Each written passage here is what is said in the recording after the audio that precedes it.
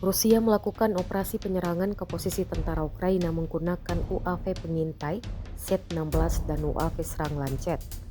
Dalam rekaman video yang diunggah melalui kanal Telegram pada Kamis 8 Mei 2025, UAV Lancet terlihat melakukan serangan terhadap kendaraan lapis baja, senjata, artileri, parit, dan fasilitas militer Ukraina lainnya. Ledakan hebat diklaim menghancurkan target secara efektif, menunjukkan kapabilitas baru dari teknologi drone tempur ini.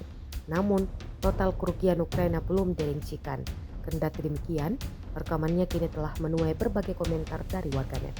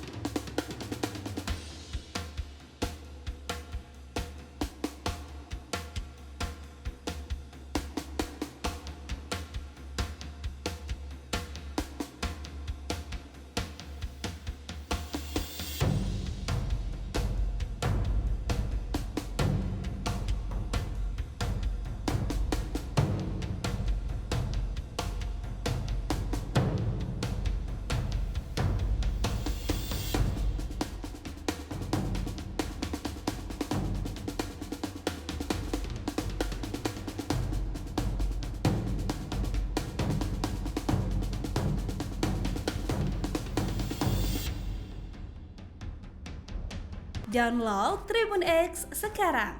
Menghadirkan lokal menjadi Indonesia.